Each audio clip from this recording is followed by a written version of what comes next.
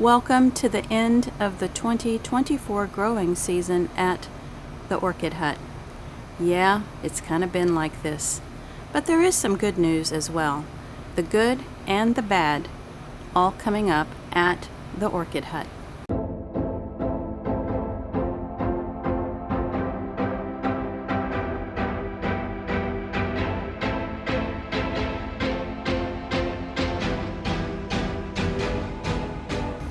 Welcome back to the Orchid Hut. My name is Dana, and thank you for joining me in this long-awaited video at the end of the 2024 growing season, which has just been filled with one challenge after the next.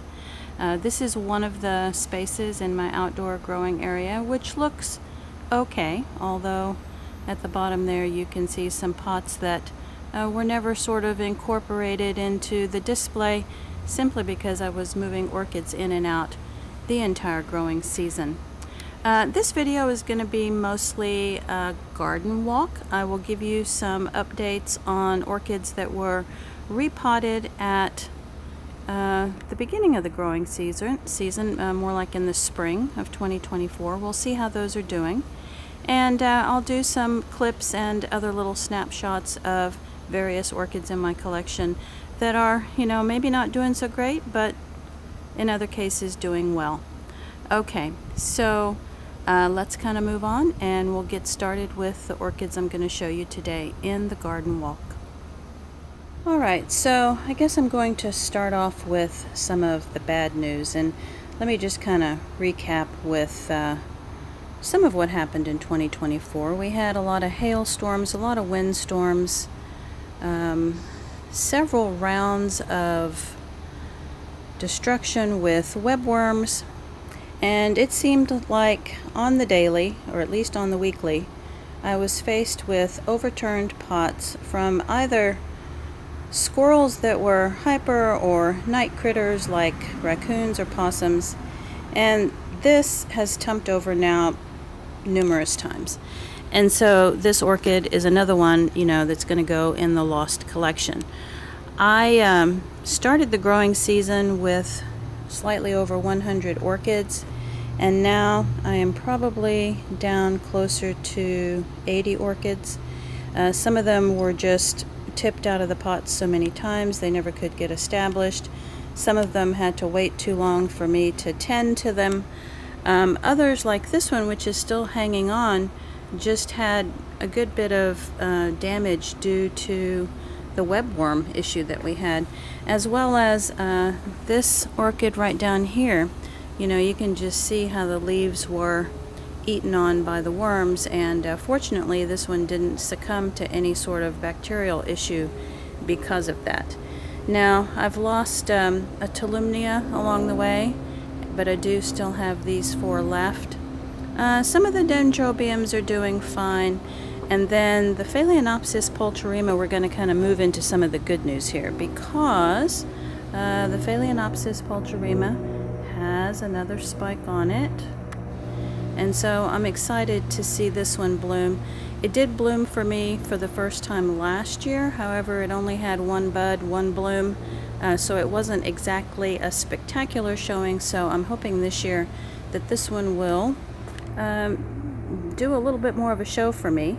It has enjoyed this repotting technique that I did earlier, and I'll put a link in the upper right hand corner of the screen so you can go back and watch the repotting of this particular orchid.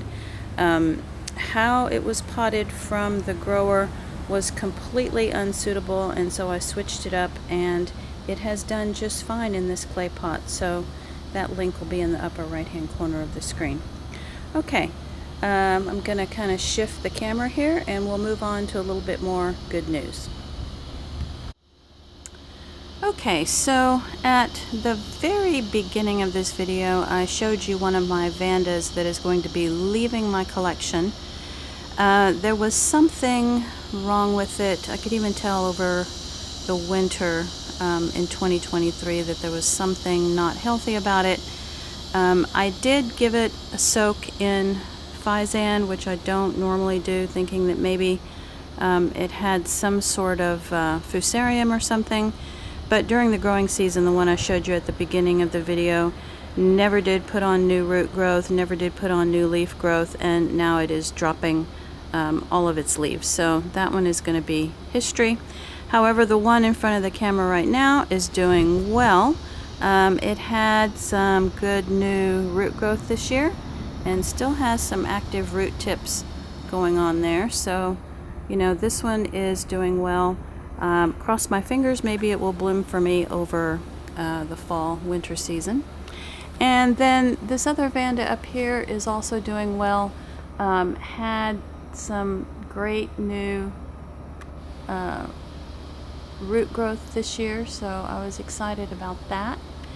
And this one is also doing well. So I still have this Vanda in my collection, as well as a smaller Vanda, which I'll show you down here.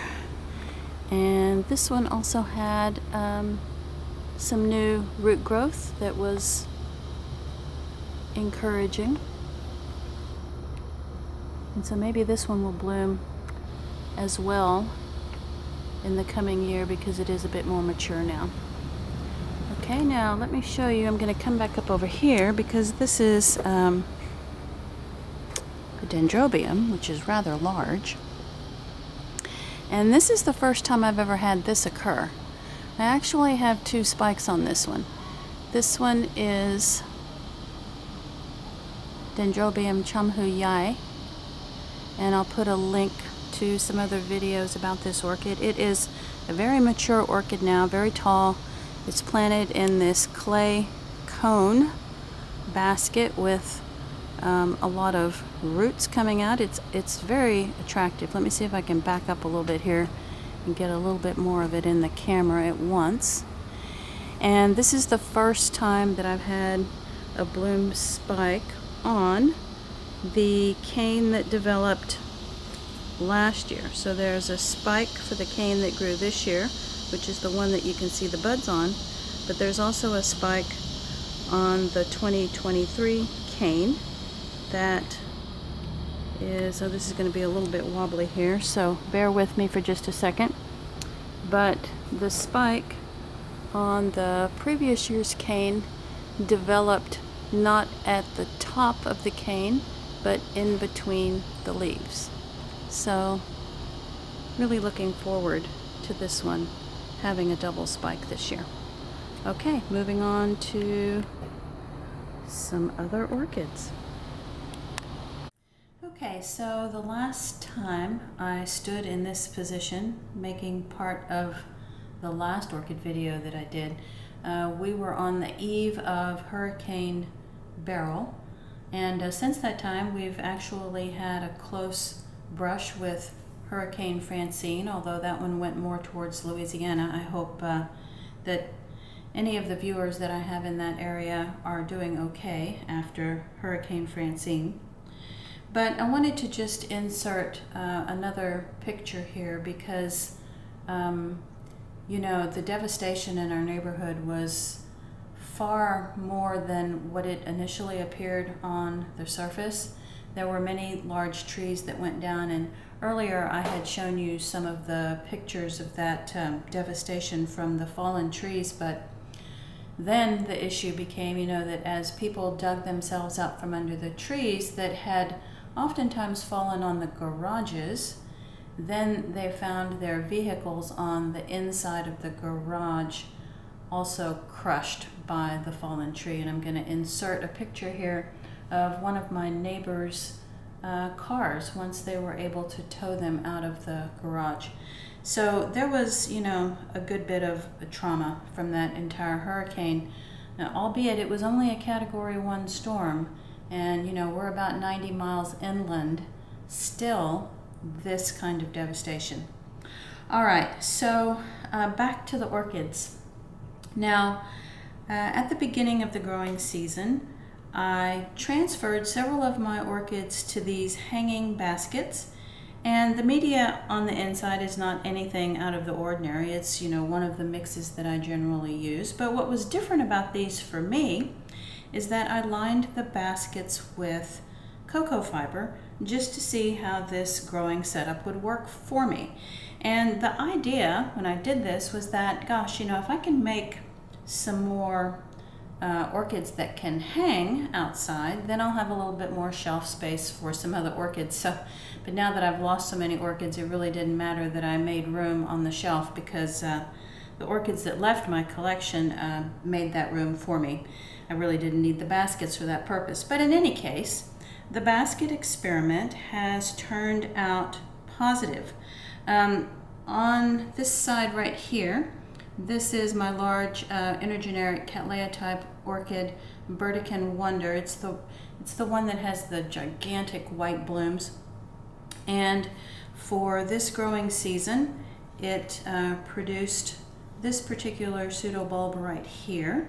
And you can see all of the gorgeous root growth coming out of the basket. So I'm going to assume that the root growth on the inside of the basket is also really strong and healthy.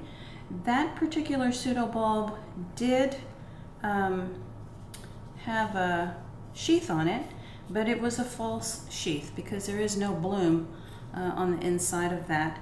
And that's kind of not completely unexpected, I guess, because I do believe this one is more of a spring bloomer, not so much a summer or a fall bloomer. So while that particular bloom sheath developed, there is no bud developing inside of it, at least not yet, and it's been there quite a while. I doubt that it will. But in any case, most happy with the root growth on this one. Now let me set this one aside. I'm trying to be careful not to damage those root tips as I do that. Probably a couple of them are going to get nipped because that basket has been hanging, not sitting on a flat surface. Okay, now this one is Jackie Bright Hilo Stars, and again, it's enjoying this particular setup. You can see roots coming out of the side of the pot and then even going back in. So happy with how this one has done as well.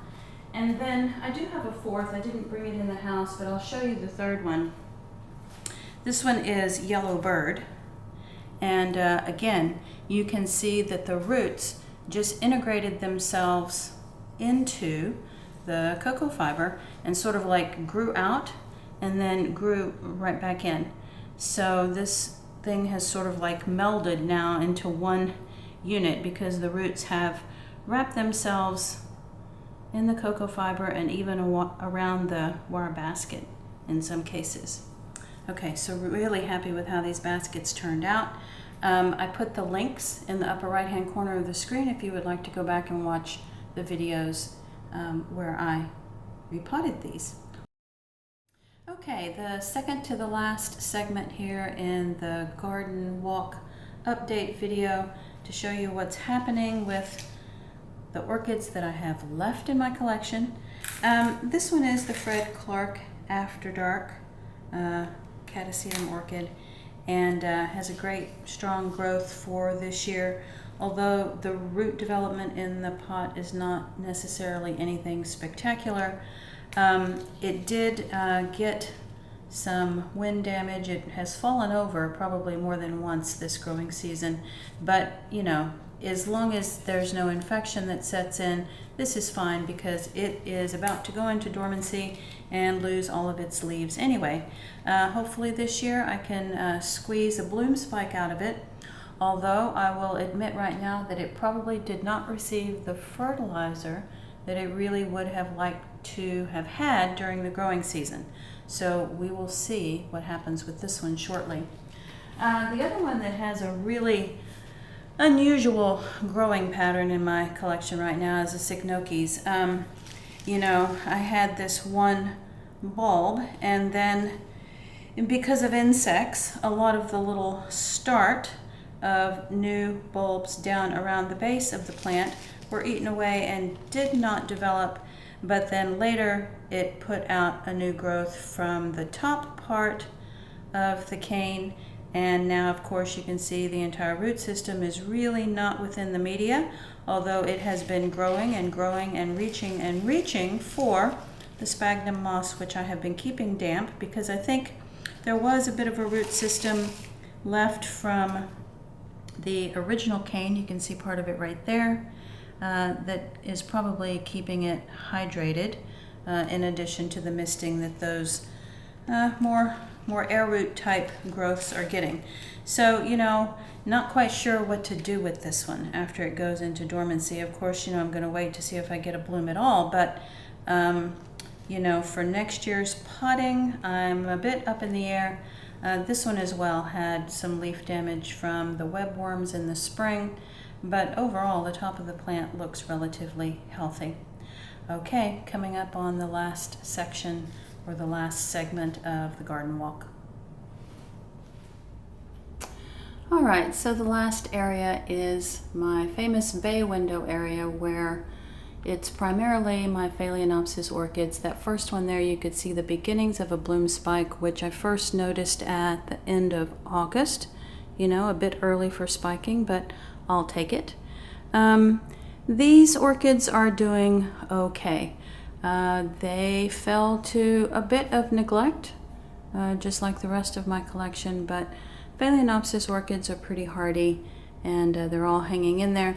There is another Phalaenopsis towards the back. I'm not going to try to pull it out right now, but it also has a new spike on it, and hopefully these will produce more spikes, as well as the 5 or 6 Phalaenopsis orchids that I have in the secondary growing space inside the house. So, you know, something to look forward to in the fall and winter.